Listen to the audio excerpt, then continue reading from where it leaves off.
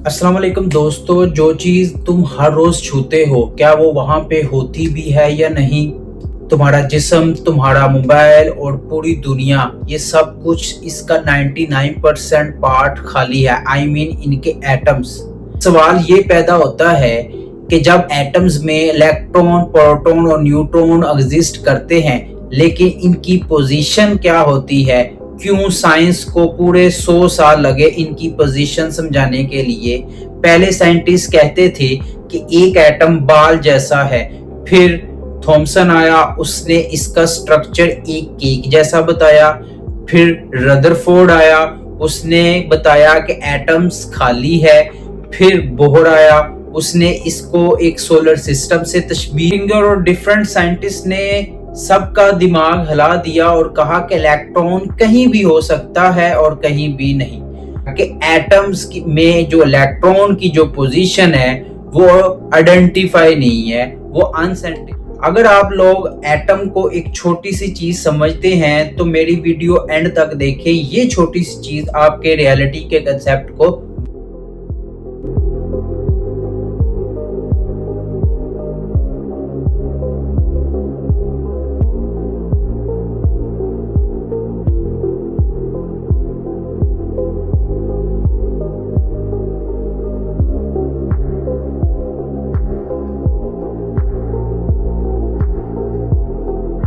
Welcome back to my channel. Atomic model की कहानी start होती है, डेमोक्रिटस एक ग्रीक फिलोसोफर थे।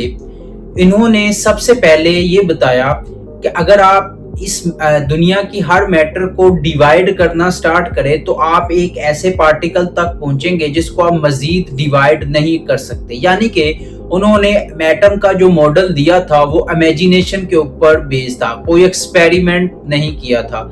तो ये डेमोक्रिटस का ये बेसिकली यही कंसेप्ट था। उन्होंने सबसे पहले एटमोस व एटम्स का वर्ड इसके लिए यूज किया कि यानी कि आप इसको मजीद डिवाइड नहीं कर सकते, और 1000 साल तक यही एटम का हमारे सामने मॉडल था। उसके बाद आते हैं 1808 में जॉन डाल्टन। इन्होंने एटम का एक मॉडल पेश किया। इन्होंने अपनी थ्योरी में ये बताया कि किसी भी मैटर का सबसे छोटा पार्टिकल एक एटम है, और उसके अलावा इन्होंने ये बताया कि हर एलिमेंट के एटम्स की जो प्रॉपर्टीज होती है वो सेम होती है। और उसके अलावा एक और इम्पोर्टेंट पॉइंट इन्होंने बताया कि एक केमिकल रिएक्शन में एटम्स खुद को रीअरेंज करते हैं। बेसिकली ये जॉन डाल्टन पहले साइंटिस्ट थे जिन्होंने इस दुनिया में एटम के ऊपर अपनी थ्योरी दी, कुछ पॉइंट्स दिए और एक स्ट्रक्चरल तरीके से एटम को एक्सप्लेन किया। तो इसके बाद आते हैं जे थॉमसन। जे थॉमसन ये वही साइंटिस्ट हैं जिन्होंने कैथोड रे वाला एक्सपेरिमेंट परफॉर्म करने के बाद इन इलेक्ट्रॉन को डिस्कवर किया था। इन्होंने एटम का मॉडल ऐसे पेश किया कि फॉर एग्जांपल अगर आप लोगों के पास एक केक है और केक में जो मेवे वगैरह लगे होते हैं वो उसने इलेक्ट्रॉन्स का नाम दिया। यानी कि इसने ये बताया था कि पॉजिटिव इलेक्ट्रॉन के क्लाउड में इलेक्ट्रॉन ऐसे फंसे होते हैं। ये प्लम बंडिंग इस मॉडल को कहते हैं कि जे थॉमसन ने अपना ऐसे मॉडल एटम का दिया था। लेकिन नहीं, इसके बाद एक और साइंटिस्ट आते हैं जो इनके ही स्टूडेंट थे, रदरफोर्ड। इन्होंने एटम का मॉडल पेश किया। इन्होंने एक्सपेरिमेंटल तरीके से सबसे पहले एक्सपेरिमेंट परफॉर्म करने के बाद एटम का मॉडल पेश किया था। फोर्ड ने ये जानने के लिए कि एक एटम में प्रोटॉन और इलेक्ट्रॉन कहाँ पे एग्जिस्ट करता है, इन्होंने एक एक्सपेरिमेंट परफॉर्म किया।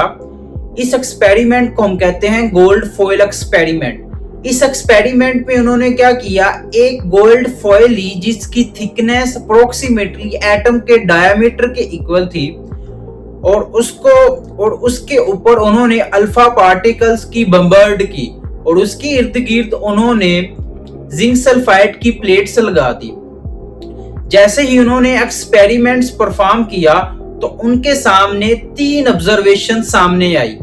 अल्फा पार्टिकल्स की बम्बर्ड के बाद इन्होंने देखा कि बहुत सारे अल्फा पार्टिकल्स बगैर कोलाइन के सीधे गुजर गए, और दूसरी ऑब्जर्वेशन उन्होंने ये देखी, बहुत ही कम अल्फा पार्टिकल्स ने अपनी बेंडिंग शो की और उनमें से बहुत ही कम अल्फा पार्टिकल्स वापस रिबाउंस बैक हुए थे।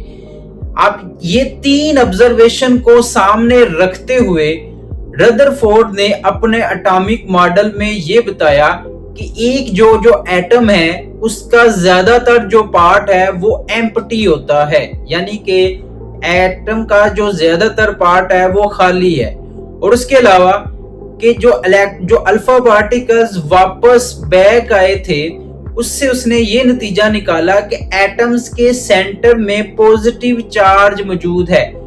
उसकी रीजन उसने ये बताई कि अल्फा पार्टिकल्स के ऊपर बेसिकली चार्ज होता है पॉजिटिव, तो पॉजिटिव एक दूसरे को क्या कर सकते हैं, रिपेल कर सकते हैं। इस वजह से उसने बताया कि एटम्स के सेंटर में पॉजिटिव चार्ज मौजूद है, जिसको उसने न्यूक्लियस का नाम दिया कि एटम के सेंटर में न्यूक्लियस है और इलेक्ट्रॉन इसके गिर्द क्या करते हैं, रिवॉल्व करते हैं। और स्कैटरिंग, जो अल्फा पार्टिकल स्कैटर्स हुए थे उसके बाद उसने ये बताया कि अल्फा पार्टिकल्स की स्कैटरिंग ये शो करता है कि न्यूक्लियस बहुत ही ज्यादा हार्ड और डेंस्ड है, जिसकी डेंसिटी बहुत ज्यादा है।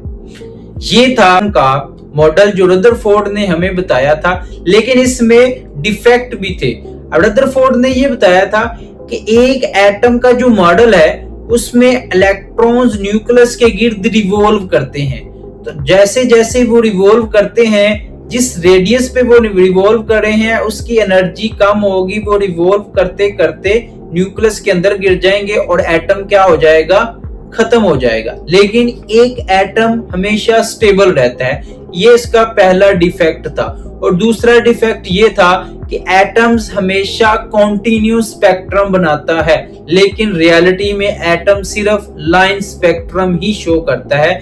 ये दो मेजर डिफेक्ट थे रदरफोर्ड के एटॉमिक मॉडल में। तो इसके बाद दोस्तों आते हैं नील बोहर। ये उसी एरा में रदरफोर्ड के ही स्टूडेंट्स थे। उन्होंने रदरफोर्ड के जो एटॉमिक मॉडल के डिफेक्ट को देखते हुए एक एटम का न्यू मॉडल पेश किया। उन्होंने ये बताया कि एक जो एटम है वो अपनी एनर्जी को कभी भी एमिट या एब्जॉर्ब नहीं करता, उसकी एनर्जी क्वांटिटी यानी कि फिक्स रहती है।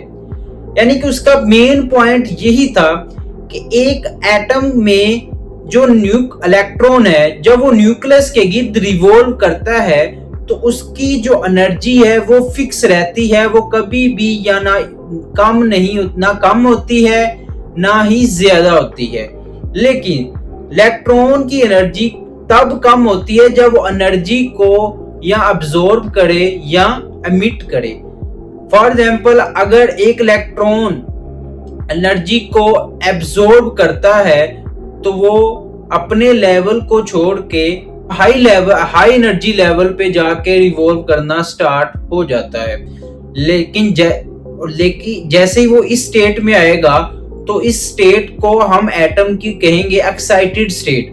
जैसे ही जो उसने एनर्जी को एब्सॉर्ब की थी उसको रिलीज करेगा तो वो दोबारा उसी ही एनर्जी लेवल्स में आ जाएगा जिसमें वो पहले रिवॉल्व कर रहा था। तो इससे यानी कि इसके इस पॉइंट से हमें एटम का जो वो लाइन स्पेक्ट्रम शो करता है उसके बारे में भी पता चल गया। यानी कि बोहर ने जो दो डिफेक्ट थे रदरफोर्ड के, उसके दोनों डिफेक्ट को उसने सिंपली एक्सप्लेन कर दिया और जो हमें एक एटम का मॉडल दिया वो बेसिकली एक सोलर सिस्टम जैसा था, जिसमें एटम के सेंटर में न्यूक्लियस है और उसके गिर्द एटम इलेक्ट्रॉन क्या कर रहे हैं, रिवॉल्व कर रहे हैं फिक्स्ड एनर्जी लेवल्स में। ये एटम का मॉडल था बोहर के लिए। लेकिन इसमें भी कुछ डिफेक्ट थे।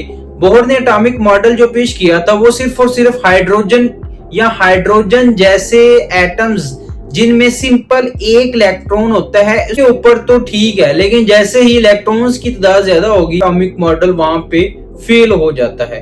उसके अलावा बोहर ने अपने एटॉमिक मॉडल में इलेक्ट्रॉन्स की जो वेव नेचर है उसके बारे में भी नहीं बताया था। इसके अलावा बोहर का एटॉमिक मॉडल स्पेक्ट्रल लाइंस को एक्सप्लेन नहीं कर रहा था और केमिकल बॉन्डिंग में को एक्सप्लेन नहीं करती। ये 3-4 डिफेक्ट थे बोहर के एटॉमिक मॉडल में। इसके बाद आते हैं 3 ऐसे साइंटिस्ट, जिसमें पहले नंबर पे आते हैं डी ब्रोगली।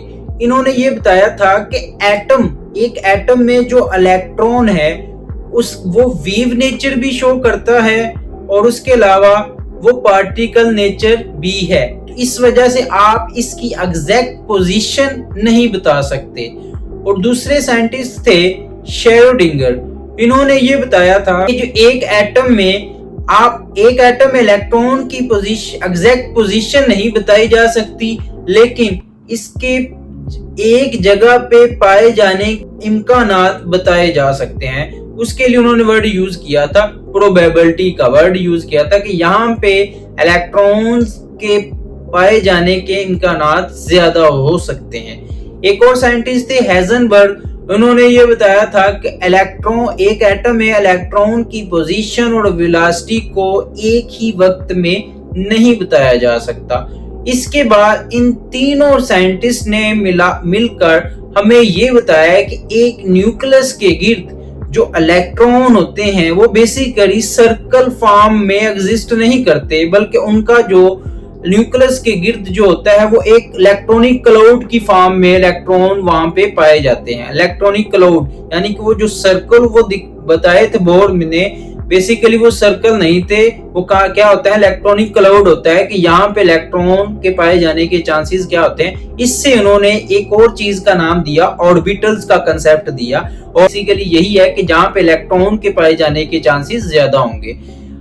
बोहर के एटॉमिक मॉडल में हमें ऑर्बिट का कंसेप्ट मिला, और ये जो तीनों साइंटिस्ट ने हमें ऑर्बिटल का कंसेप्ट दिया, जिसमें सबसे पहला ऑर्बिटल आता है एस ऑर्बिटल, जिसकी शक्ल होती है स्फेरिकल शेप होती है स्फेरिकल, और उसके अलावा पी जिसकी शेप डंबल शेप होती है, और थर्ड और डी ये बहुत ही कम्प्लेक्स फॉर्म में एग्जिस्ट करते हैं। इनका जो मॉडल होता है वो 3D फॉर्म में एग्जिस्ट करता है।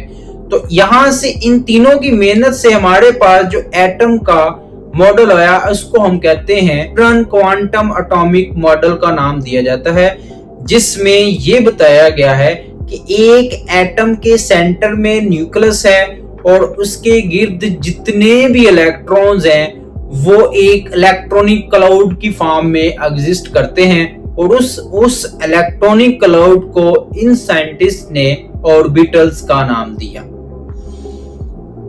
दोस्तों ये था एटॉमिक मॉडल का सफर जो डाल्टन से स्टार्ट हुआ था और शेरोडिंगर पे आके क्या हो गया, खत्म हो गया। अभी भी इस मॉडर्न क्वांटम एटॉमिक मॉडल में भी डिफेक्ट है। मे बी ये भी फ्यूचर में इसके ऊपर भी कोई साइंटिस्ट इसको सोल्व करे तो हमारे पास एक फ्यूचर में न्यू एटॉमिक मॉडल आ जाए।